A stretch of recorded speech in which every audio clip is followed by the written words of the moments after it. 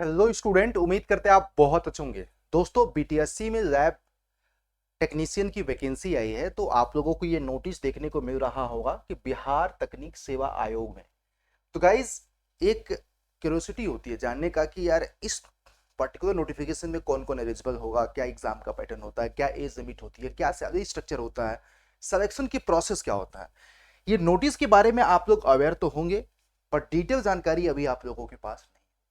तो based on the previous information, जो previous year में रिक्रूटमेंट हुआ है, उसके बेसिस में आज मैं आपको बताने वाला हूँ। यदि आप चैनल पे पहली बार हैं और आप इस एग्जाम को क्रैक करना चाहते हैं, तो आप चैनल को सब्सक्राइब कर लीजिएगा, जिससे आपको आने वाले समय में जॉब अपडेट से रियल टाइम जानकारी के साथ साथ आपकी प्रिपरेशन बीटीएससी की एकदम फ्री में इस चैनल पे हो जाएगी। देखिएगा, यहाँ पे लिखा हुआ है कि सहायक, प्रयोगशाला सहायक के विभिन्न रिक्त पदों पर नियुक्ति दिनांक 6/4/2026 से 6/5/2026 तक ऑनलाइन आवेदन किया जाएगा, जिसमें कुल मतलब कि अलग अलग पद हैं, जिसमें प्रयोगशाला सहायक ऑटोमोबाइल इंजीनियरिंग, मैकेनिक डीजल की 4 पोस्ट है। प्रयोगशाला आपको टेक्सटाइल इंजीनियरिंग में 20 पोस्ट है। प्रयोगशाला सहायक इलेक्ट्रिकल इंजीनियरिंग में 166 पोस्ट है। प्रयोगशाला सहायक इलेक्ट्रॉनिक्स इंजीनियरिंग में याद रखिएगा कितना पोस्ट है, 140 है।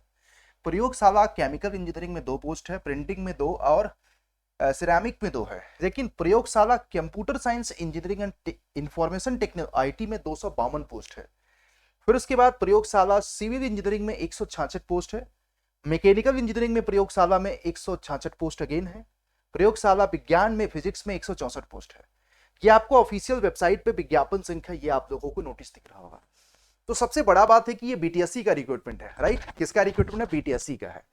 तो बीटीएससी की कुछ चीजें फिक्स होती है, चाहे बीटीएससी जेई की बात करें, चाहे प्रयोगशाला सहायक की बात करें, सबके लिए फिक्स होती है। तो अगर मैं इसका लास्ट रिक्रूटमेंट की बात करूं, तो लास्ट रिक्रूटमेंट 2023 में भी आया था, 2025 में भी मिलता जुलता आया था।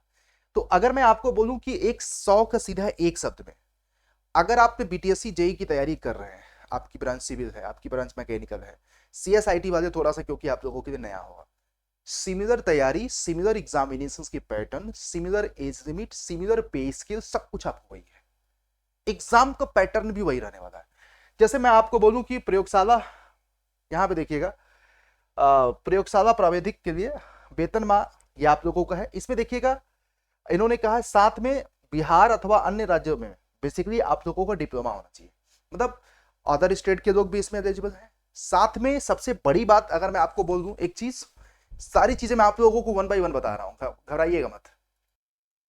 देखो, सबसे बड़ा सवाल है कि क्वालिफिकेशंस क्या होगा। तो जिस ब्रांच की वैकेंसी है ना, उस ब्रांच पे आपका डिप्लोमा होना चाहिए। आपने डिप्लोमा कहीं भी कर रखा हो, साथ में अगर आपने डिप्लोमा लेटरल एंट्री के थ्रू भी कर रखा होगा, तो भी आप 100% एलिजिबल है।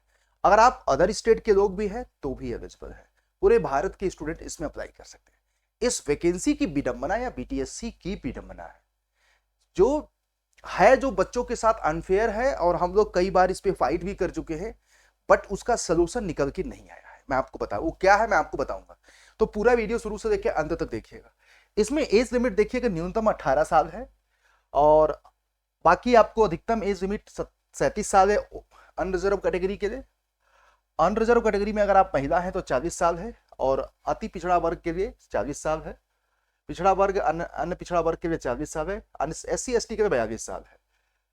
साथ में आयोग द्वारा मैट्रिकुलेशन या समतुल्य प्रमाण पत्र के अंकित उम्मीदवार की जन्मतिथि ही मान्य होगी, मतलब एज के प्रूफ के लिए यही आपको होगा।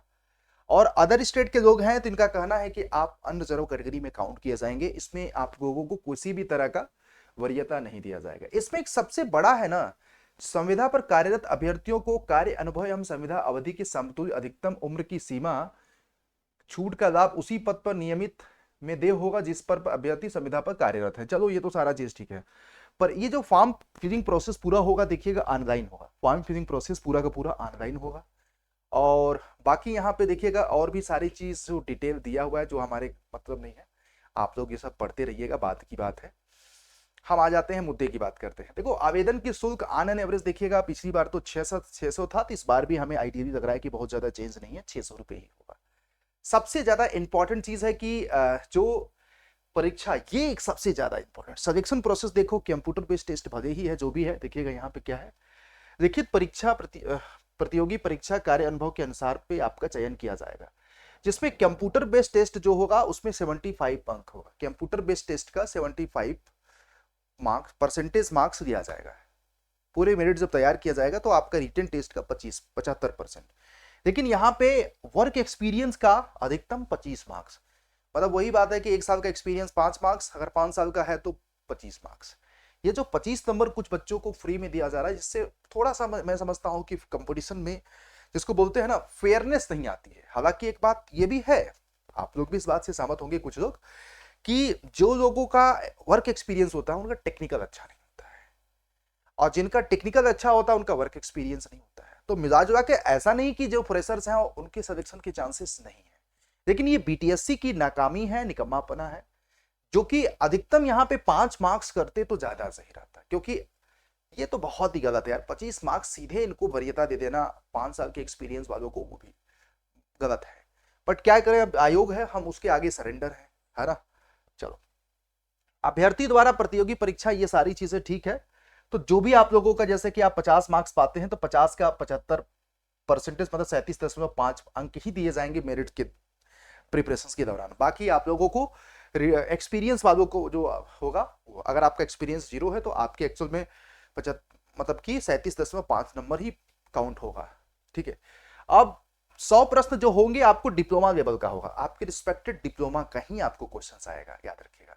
जो आपने respected mechanical, civil, electrical, electronics, CSIT से आपने डिप्लोमा कर रखा है, वो आप लोगों को यहाँ पे पूछा जाएगा। साथ में अगर मैं बात करूं, यहाँ पे देखिएगा एक प्रश्न का एक उत्तर होगा, नेगेटिव मार्किंग भी 1/4 की होगी, और इसमें अगर मल्टीपल शिफ्ट में पेपर होगा तो आपको मतलब कि नेगेटिव मार्किंग मतलब कि नॉर्मलाइजेशन भी होगा।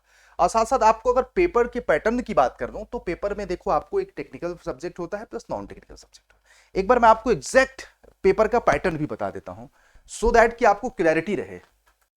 देखो एक्चुअल में क्या है कि अभी क्या है मैं आपको बताऊं, एज ऑफ नाउ अगर आपको प्रिपरेशंस को बिल्डअप करना है तो आप अपने टेक्निकल सब्जेक्ट पे फोकस रखिएगा। मैं आपको यही बता रहा हूं, इसी से आपको फायदा होने वाला है। अगर मैं बीटीएससी का भी रेफरेंस ले लूं तो देखिएगा रिस्पेक्टेड ब्रांच का जो आपका नंबर ऑफ क्वेश्चन 100 रहेंगे, 100 मार्क्स के होंगे, 2 घंटे का पेपर होगा। और बाकी अगर मैं आपको बोलूं कि सब्जेक्ट आप लोगों को रिस्पेक्टेड ब्रांच पे ये सारे सब्जेक्ट आप लोगों को पूछे जा रहे हैं ये आपकी। हालांकि इन्होंने बीटीएससी का, तो मैं आपको सच बताऊं तो जो सिलेबस दिया है अभी भी अधूरा है, सही से सिलेबस आया नहीं है। तो एक बार जैसे सिलेबस बहुत जल्द जैसे ही नोटिफिकेशन इसका रिलीज होगा तो आयोग रिलीज करेगा तो हम उस पर चर्चा कर लेंगे। बट एज ऑफ नाउ अगर आपको इसकी प्रिपरेशन करनी है तो भाई चैनल को सब्सक्राइब कर दो, क्योंकि बीटीएससी की बहुत सारी क्लासेस और लैब असिस्टेंट वाला भी बहुत ही जबरदस्त क्लास आपको प्रोवाइड करने वाले। तो बस इतना ही है आप लोगों का, और बाकी thank you for watching. And meanwhile मैंने आपको वैकेंसी का अपडेट तो बता ही दिया कि वैकेंसी किस डिपार्टमेंट में कितनी है, इसके लिए क्या क्या एलिजिबिलिटी होगी, वो हमने आपको सब कुछ डिस्कस कर लिया। रिस्पेक्टेड ब्रांच का डिप्लोमा होगा, लेटर एंट्री के थ्रू अगर आपने डिप्लोमा कर रखा है तो अच्छी बात है, वो भी एलिजिबल है। अदर स्टेट के लोग भी एलिजिबल हैं, मोटा मोटा 18 साल में एज लिमिट होगा। बाकी आपको रिस्पेक्टेड कैटेगरी का एज लिमिट मैंने आपको बता दिया। एक ज्यादातर से आपको कंप्यूटर बेस्ड टेस्ट होगा और पूरे भारत के स्टूडेंट अप्लाई करते हैं। याद रखना, ये डेट याद रखना, 6/4/2026 से फॉर्म फिलिंग प्रोसेस शुरू हो जाएगा।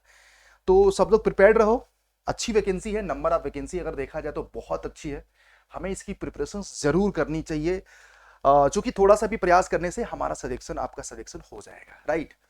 और आपका सिलेक्शन ही हमारा मेन उद्देश्य है। Thank you, bye bye, take care, अपना ख्याल रखिएगा। एंड अगर आपको इसकी प्रिपरेशन करनी है तो हमारे साथ आप जुड़ सकते हैं डाटा24 की वेबसाइट पे, एजेई कोर्स में जा करके, जो भी आपका मैकेनिकल की वैकेंसी अच्छी है, इलेक्ट्रॉनिक्स की, कंप्यूटर साइंस की, सिविल की, सभी ब्रांच की वैकेंसी अच्छी है। तो मैं आपको बोलूंगा यही कि अपना महापैक में जो बीटीएससी का बैच लैब असिस्टेंट वाला आएगा वो आप लोगों को मिल जाएगा। और महापैक की प्राइस अगर 2000 रुपये है, 2100 रुपये है, तो बीटीएससी के बैच की प्राइस 1700 रुपये है। आप इस कूपन कोड से इस महापैक को ज्वाइन कर सकते हैं, और जिसमें मैं आपको बताऊं, आप रिस्पेक्टेड ब्रांच का महापैक ज्वाइन करो, मैकेनिकल है मैकेनिकल, सारे डिस्क्रिप्शन में लिंक आपको महापैक के पड़े हुए हैं। 2184 रुपये का है, ये कूपन कोड याद रखना। बस मैं इतना ही आपको बोलूंगा, ठीक। तो जय हिंद, जय भारत। एक हमारी नैतिक जिम्मेदारी थी कि इस नोटिफिकेशन के बारे में आप लोगों को सारी जानकारी साझा करूं, ठीक है। अब जाएगा तो बहुत सारी चीजें सेम रहेगी, बस आपको ये जो मैंने बताया वही रहना है, बस थोड़ा सा एग्जाम पैटर्न और सिलेबस हर एक्सपेक्टेड है कि बीटीएससी जेई वाला ही रहे।